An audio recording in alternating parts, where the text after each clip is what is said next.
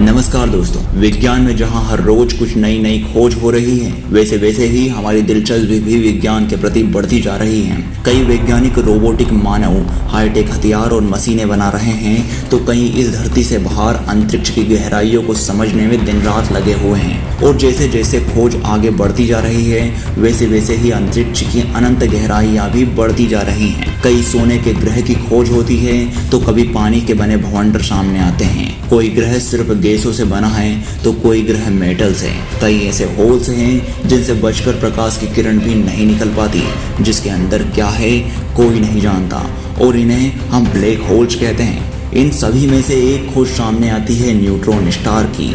Neutron तारे के बारे में कहा जाता है कि इसका घनत्व इतना अधिक होता है कि एक चम्मच के बराबर के न्यूट्रॉन तारे का वजन हमारी पृथ्वी पर स्थित सबसे बड़े पर्वत माउंट एवरेस्ट जितना होता है। आपकी जानकारी के लिए बता दूं कि माउंट एवरेस्ट हमारी अर्थ पर उपस्थित सबसे ऊंचा पर्वत शिखर है, जिसकी ऊंचाई लगभग 8,850 मीटर है। न्यूट्रॉन स्टार साइज में भले ही छोटा होता है, लेकिन इसका द्रव्यमान बहुत ही अधिक होता है। जान ले कि न्यूट्रॉन स्टार की बस एक चम्मच मापी जाए तो उसका नाभिकीय घनत्व करीबन 6 बिलियन टन होता है, और ये दुनिया की सबसे ऊंची चोटी माउंट एवरेस्ट के बराबर होता है। न्यूट्रॉन तारे अंतरिक्ष में पाए जाने वाले वे तारे होते हैं जिनका भार सूर्य से भी लगभग 1.4 गुना ज्यादा होता है। यह दिखने में तो सूर्य से बहुत छोटे होते हैं, लेकिन उससे कई गुना ज्यादा भारी होते हैं। एक न्यूट्रॉन तारे के अंदर घनत्व इतना अधिक होता है कि प्रोटॉन और इलेक्ट्रॉन आपस में मिलकर न्यूट्रॉन में बदल जाते हैं। इसी कारण इन्हें न्यूट्रॉन स्टार कहा जाता है। एक न्यूट्रॉन तारा तब बनता है जब एक भारी तारा अपने जीवन के अंत में महानोवा घटना के बाद उसके गुरुत्वीय पतन से बना हुआ अवशेष होता है। यह तारे केवल न्यूट्रॉन के बने होते हैं। इनका आकार बहुत छोटा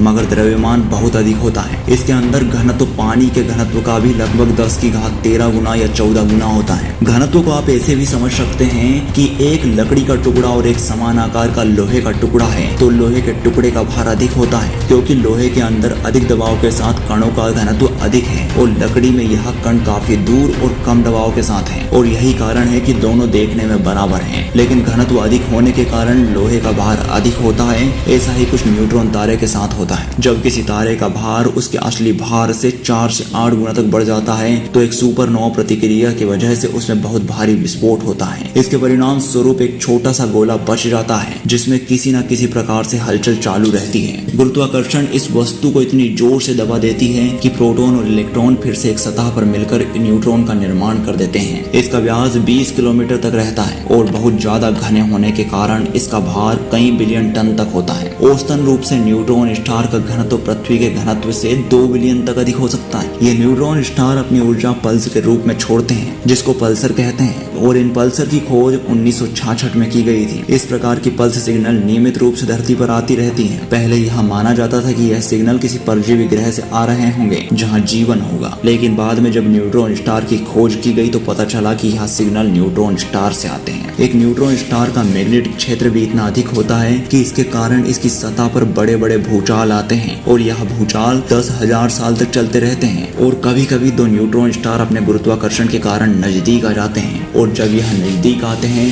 तो इनके बीच एक भयंकर टक्कर होती है, जिससे कि एक भयानक विस्फोट होता है, और इसी के कारण ब्लैक होल का निर्माण होता है। वैसे दोस्तों, आज के लिए बस इतना ही। अगर आपको जानकारी पसंद आई हो तो इस वीडियो को लाइक जरूर कीजिएगा।